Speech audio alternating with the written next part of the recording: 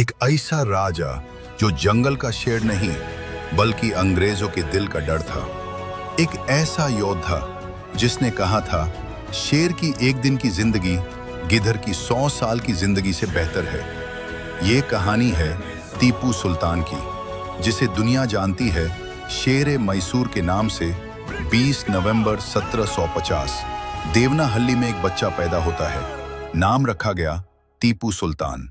उनके पिता थे हैदर अली, मैसूर के एक शक्तिशाली शासक। बचपन से ही टीपू को तलवार चलाना, घोड़े पर सवारी और जंग की कला सिखाई गई। लेकिन सिर्फ तलवार ही नहीं, टीपू सुल्तान एक इंटेलिजेंट और मॉडर्न सोच वाले लीडर भी थे।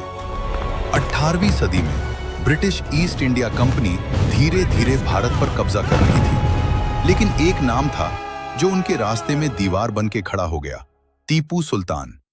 टीपू ने अंग्रेजों के खिलाफ कई जंग लड़ी, जिन्हें कहा जाता है एंग्लो मैसूर वॉर्स। और सबसे खास बात, टीपू सुल्तान दुनिया के पहले राजाओं में से थे जिन्होंने रॉकेट टेक्नोलॉजी का इस्तेमाल किया। उनके बनाए हुए रॉकेट्स ने अंग्रेज फौज को हिलाकर रख दिया। ये सिर्फ जंग नहीं थी, ये एक आजादी की लड़ाई थी। टीपू सुल्तान सिर्फ एक योद्धा नहीं थे, बल्कि एक विजनरी किंग भी थे।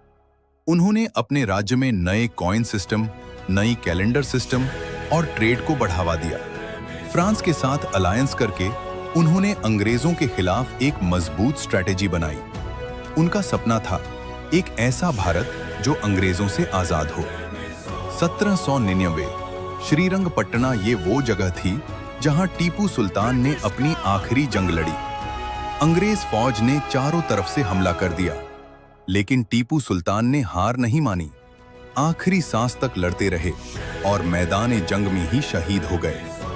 उनकी मौत के बाद अंग्रेजों ने कहा, आज भारत का सबसे बड़ा दुश्मन गिर गया।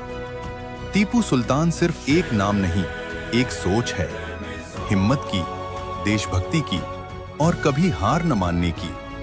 आज भी जब हम इतिहास के पन्ने पलटते हैं तो एक आवाज गूंजती है, शेर की एक दिन की जिंदगी गिद्धर की 100 साल की जिंदगी से बेहतर है। और शायद इसीलिए टीपू सुल्तान हमेशा याद रहेंगे, एक असली शेर मैसूर के रूप में।